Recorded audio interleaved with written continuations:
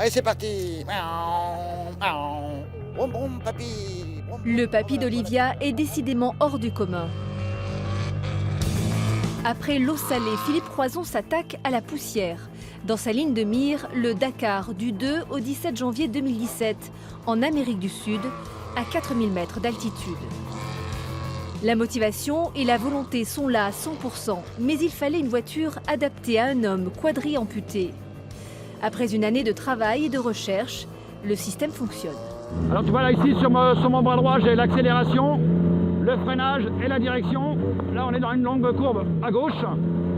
Et là je vais accélérer en sortie de courbe. Petite accélération, gros freinage. Je passe en seconde avec mon bras gauche, parce que j'ai un sélecteur de vitesse.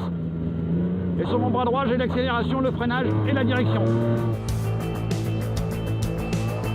Le moteur est tout neuf, en rodage, entièrement refait après le rallye de la Barra espagnole en juillet dernier. Si tu vois qu'à 3-4 000 ça le fait pas pour la 3, tu passes légèrement un peu plus haut pour éviter d'abîmer la boîte et puis de passer la vitesse. Ouais, est-ce que t'as vu, elle a dératé 3 fois là. C'est pour ça. Ouais. Tu montes un peu plus haut maintenant. D'accord. Mais fais attention. Oui, Hein promis.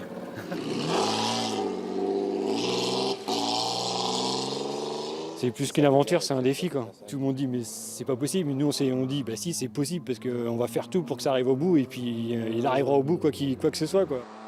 L'autre homme fort de l'équipe, c'est le Poitevin Yves Tartarin, le team manager, 19 Dakar à son actif. Il veille surtout la mécanique comme le pilote.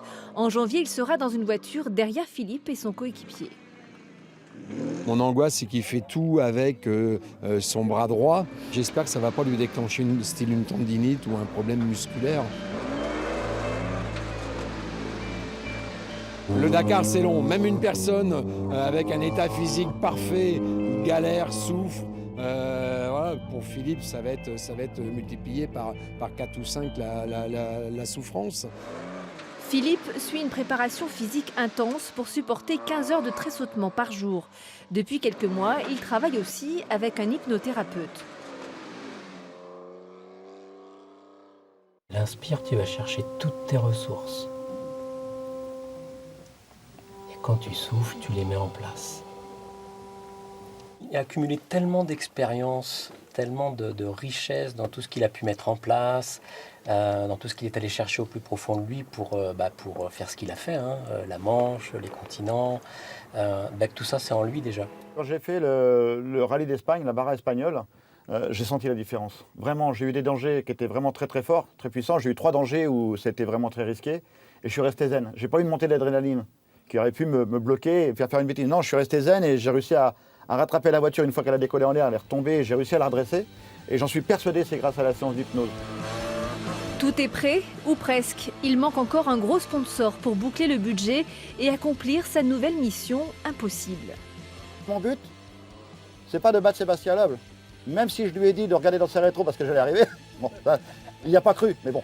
Et non, c'est de prendre le départ et de franchir la ligne d'arrivée. Comme à chaque fois, c'est juste montrer que tout est possible, que l'impossible c'est juste une seule personne. C'est juste nous, c'est personne d'autre. Philippe Croison sera au Maroc du 1er au 7 octobre pour le plus grand rallye africain, une répétition grandeur nature.